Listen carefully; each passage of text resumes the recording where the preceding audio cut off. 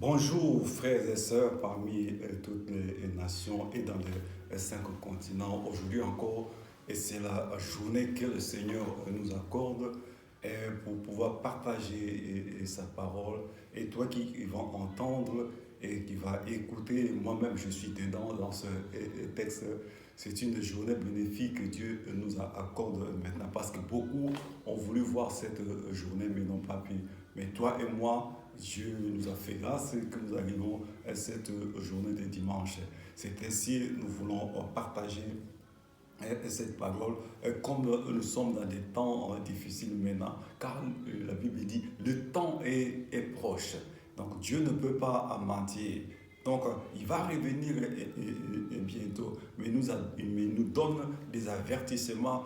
Comment est-ce que se tenir pendant que nous commençons à passer ce moment de tribulation. Presque les tribulations sont là déjà. Mais comment faut-il se comporter dans ce monde où nous passons des moments très difficiles maintenant et dans ce monde. Et donc sans plus tarder, nous voulons passer à la parole de Dieu. Nous allons voir comment est-ce que la personne s'est comportée pendant ce moment-là. Et donc comme nous sommes dans ce monde, la Bible dit, car vous n'avez pas lutté contre la chair et le sang, mais contre les dominations, les autorités, les princes du monde des ténèbres. Mais Dieu nous dit dans sa parole, il dit, restez fermes. Restez fermes. Toi, mon frère et ma sœur, toi qui es déjà dans le Seigneur, qui connais Jésus de Nazareth, qui l'a accepté comme Seigneur sauvé dans sa vie, nous allons voir maintenant qu'est-ce que Dieu nous parle dans sa parole, d'une personnalité aussi qui vivait comme nous. Il était un homme comme nous, mais comment est-ce qu'il a pu tenir pendant ce moment-là d'épreuve? C'était difficile pour lui, mais il a quand même tenu ferme. C'est ainsi, sans plus tarder, nous allons dans le livre de Job, chapitre 2, le verset 1 jusqu'au verset 10. La Bible dit, « Or, les fils de Dieu vinrent un jour se présenter devant l'Éternel. Et Satan vint aussi au milieu d'eux se présenter devant l'Éternel. L'Éternel dit à Satan, « D'où viens-tu » Et Satan répondit à l'Éternel, « De parcourir la terre et de m'y promener. » L'Éternel dit à Satan, « As-tu remarqué mon serviteur Job? Il n'y a personne comme lui sur la terre. C'est un homme intègre et droit, craignant Dieu et se détournant du mal.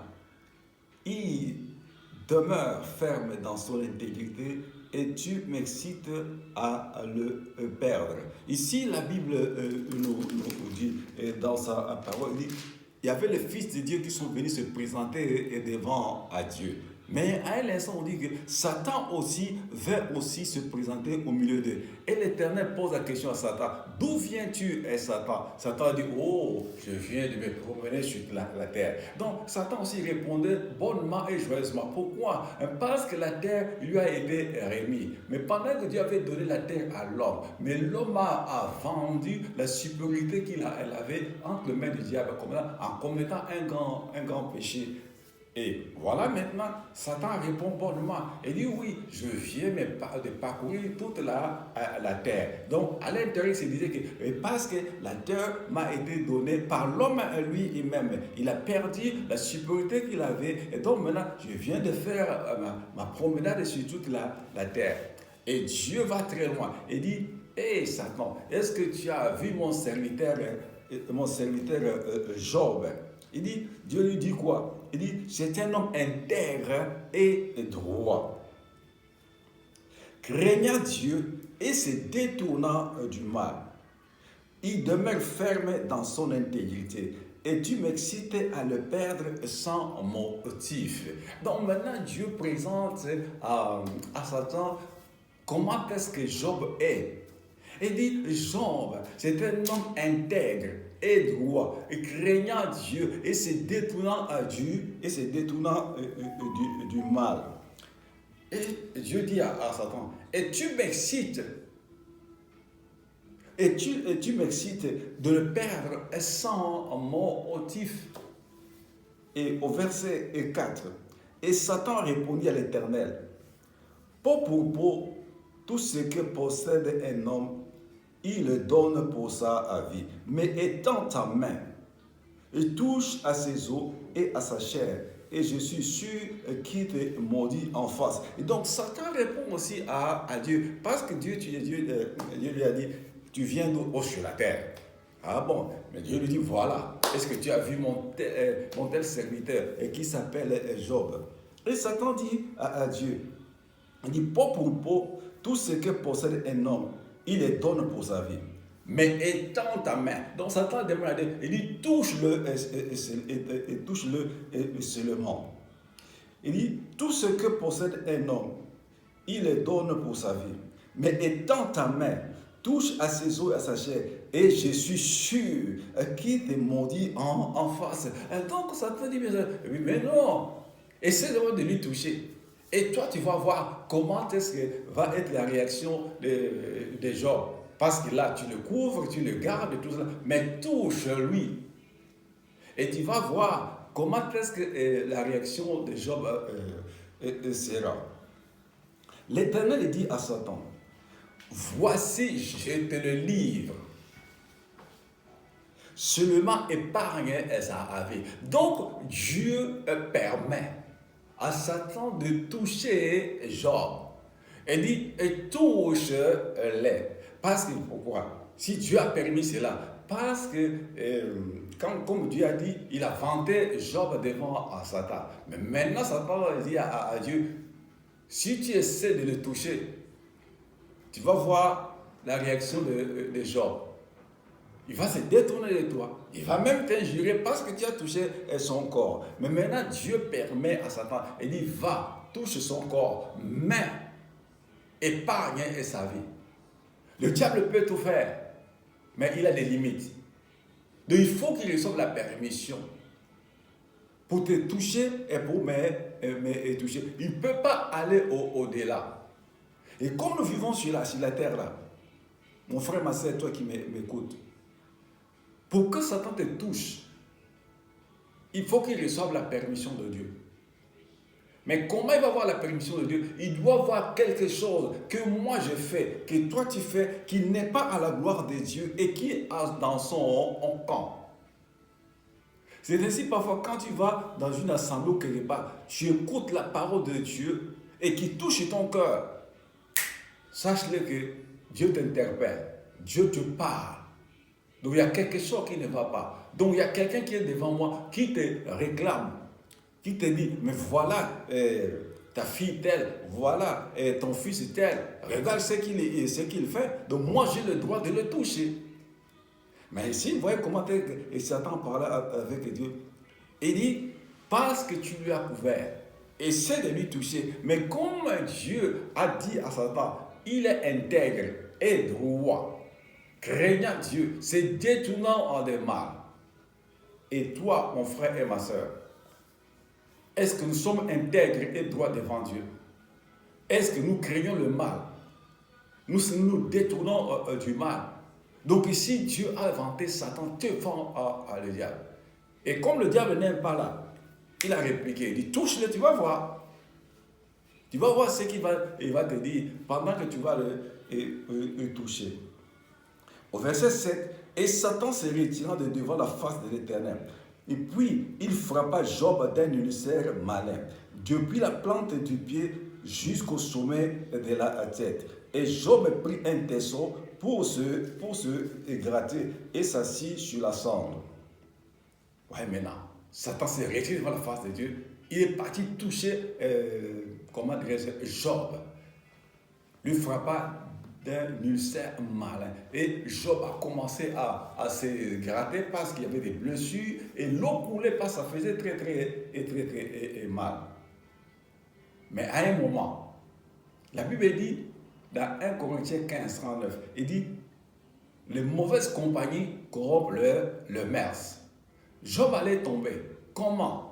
Juste la personne qui était à côté de lui allait le faire tomber. Parce qu'il voyait Job, comment est-ce qu'il s'est gratté. Il avait mal, il souffrait beaucoup. Et c'était quoi?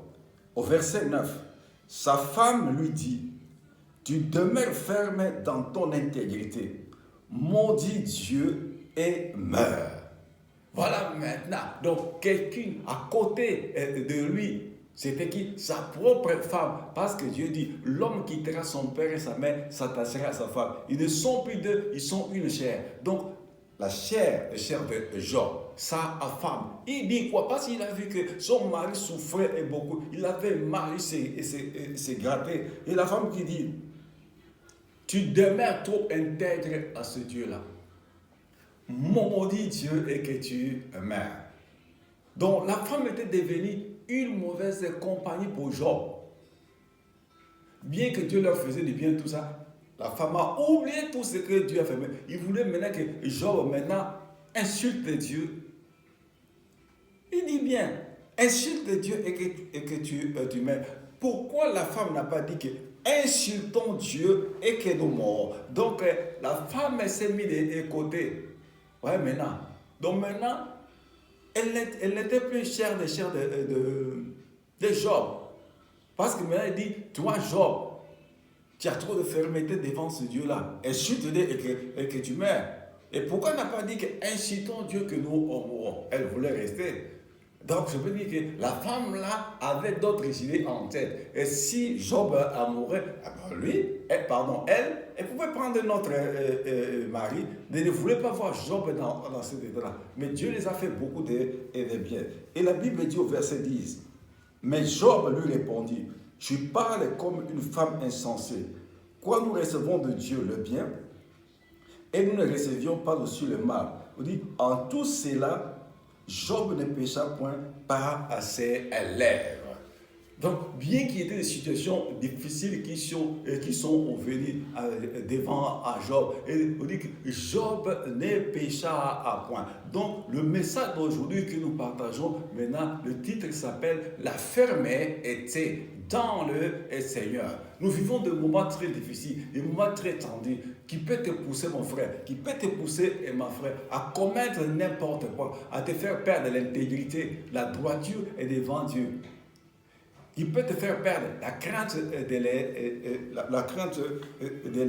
l'Éternel et de te faire perdre ton intégrité. Comme toi dis là maintenant, Satan est en train de te presser, de te faire la pression, de faire quelque chose, de commettre quelque chose qui n'est pas de la gloire de Dieu, afin qu'il puisse avoir un moyen d'accusation contre toi, contre moi, devant les Seigneurs. Et dira à Dieu, mais voilà, tu as béni ta fille, tu as béni ton fils, mais regarde maintenant comment est-ce qu'il fait. Il court avec les femmes d'autrui, il court avec les maris d'autrui, et toi tu dis devant moi qu'il est intègre ou qu'elle est intègre, mais regarde son comportement. Donc, Satan monte devant Dieu pour parler devant Dieu, pour t'accuser et pour m'accuser. On l'appelle l'accusateur. Donc, comme tu entends le message là, mon frère, ma soeur, le diable est en train de t'accuser devant l'Éternel des armées. Donc, il a déposé une plainte contre toi et contre moi maintenant. Mais pendant que tu entends le message, pendant que moi-même j'entends ce message, je dois regarder tout autour de moi. Quel est mon comportement à l'heure actuelle et pendant que nous traversons ce moment. Parce que bientôt Jésus revient et bientôt. Pourquoi fais-tu manquer la vie éternelle à cause de ce comportement que tu prends maintenant? Quel est ce comportement que tu fais devant ces dieux-là? Pourquoi commences-tu à perdre ta fermeté à cause de ces choses de ce monde? Mais faites attention aux mauvaises compagnies. La Bible dit, les mauvaises compagnies corrompent les bonnes mœurs. Ici, sa propre femme est devenue sa mauvaise compagnie parce qu'il dit, tu es trop ferme, insulte Dieu et que tu meurs. Tu attends quoi? Tu n'étais pas comme ceci. Pendant comme toi tu es là, il y a des gens qui te disent aussi, mais mon frère, regarde, quand tu étais de notre côté, il y avait tout. Mais maintenant, regarde comment est-ce que tu perds tout maintenant. On dit, lâche ces dieux-là.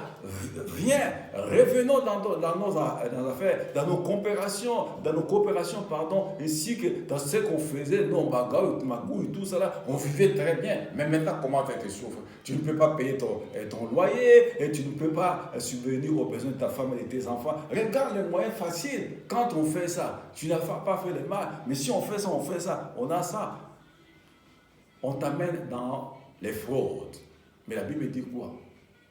Quelle personne n'eut de fraude envers son frère et sa sœur? Parce que Dieu en tire vengeance. C'est dans 1 Thessaloniciens chapitre 4, à partir du verset de 3 jusqu'à 8. Si tu as le temps de le lire, tu verras ça. Dans les fraudes, Dieu en tire vengeance. Et dans le vol, Dieu aussi en tire vengeance maintenant. Même il y a quoi? Même il y a quelle situation? Mon frère, ma soeur, je t'exhorte avec amour.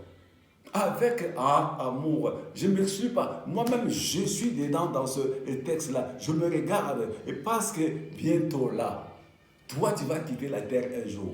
Moi, je vais quitter la terre un jour. Mais dans quel état? Je quitte la terre dans l'impureté, dans l'impudicité, et comment dirais-je, dans l'adultère, dans le vol, dans le mensonge, dans la jalousie, dans la haine, dans l'amertume.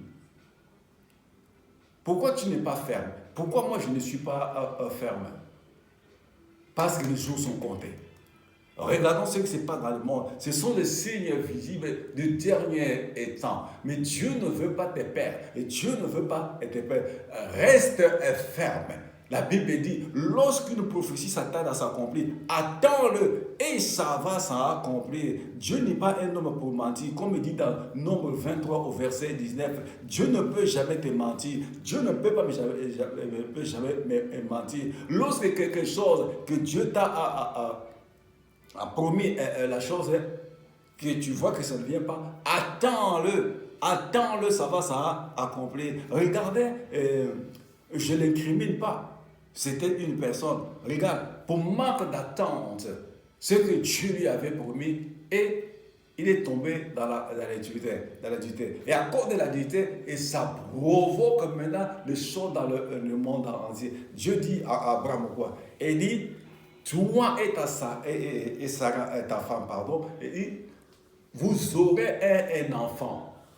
Mais Abraham et Sarah, ils ont regardé leur âge. Ils disent, mais nous qui sommes vieux, est-ce que vraiment nous pourrions avoir un enfant à notre âge? Mais maintenant, Abraham et Sarah, regardez maintenant dans les choses humaines. Mais Dieu a promis, il dit, vous aurez un enfant. À cause maintenant de l'empressement de quoi? Qui a fait tomber Abraham dans cette erreur-là? Toujours c'était la femme.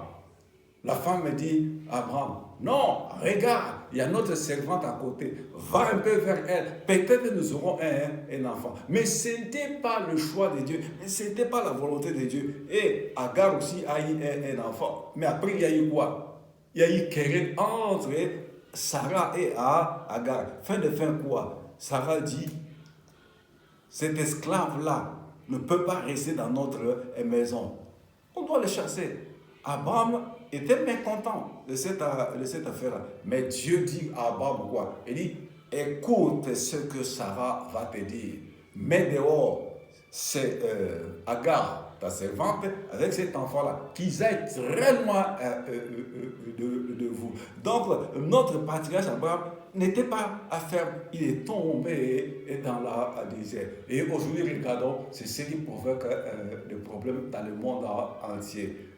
Mon frère, ma soeur, je ne serai pas long. C'est à toi de tenir ferme.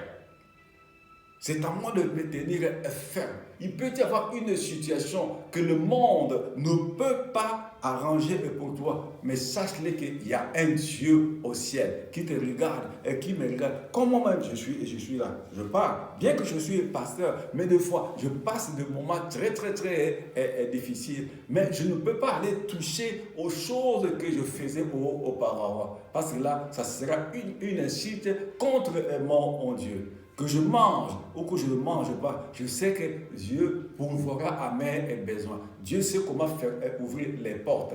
Comme tu as des difficultés financières, mais mon frère, ma soeur, ne fais pas n'importe quoi. Et ma soeur, ne continue plus à vendre ton corps à cause de ce que tu n'as plus d'argent. Tu es chrétienne. Mais ce message que tu donnes à ceux qui t'entourent, tu vas leur parler quoi? Quand tu vas leur parler, ils vont dire, oh, elle vient nous donner des conseils, mais elle est dans notre chemin.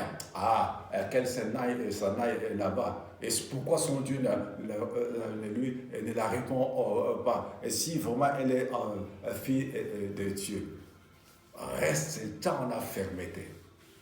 Reste dans la fermeté, dans l'état où tu fonctionnes maintenant. Et si la mort t'a attrapé dans cet état-là, toute ta justice sera perdue. Pourquoi? Tu es allé tomber dans n'importe quoi. Voilà, mon frère et ma soeur, tu as entendu. Moi-même qui ai porté la parole, j'ai entendu. Moi-même aussi, je m'arrange. Je ne suis pas une personne parfaite, mais je cours vers la perfection. Qu'un jour, la mort ne vienne pas m'attraper dans un état qui n'est pas agréable devant Dieu. Là, ça sera trop tard. Dieu ne pourra pas te défendre. Dieu ne pourra pas me défendre. Voilà maintenant. La fermeté est très nécessaire. Et cherchons à marcher dans la sanctification et dans la crainte de l'Éternel, afin que toi, tu ne puisses pas perdre. Et moi aussi, je ne puisse pas perdre ce que Dieu nous a réservé. Voilà, mon frère et ma soeur. Je chute là. Que le Seigneur te bénisse et que le Seigneur aussi me bénisse.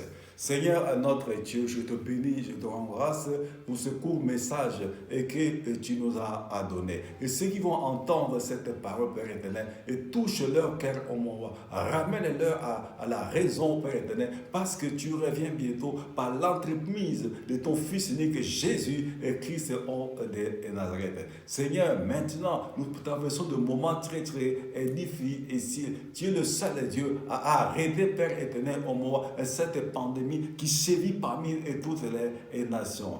Béni soit ton nom, Père éternel. J'ai ainsi prié dans le nom de Jésus de Nazareth, ton Fils unique. Amen.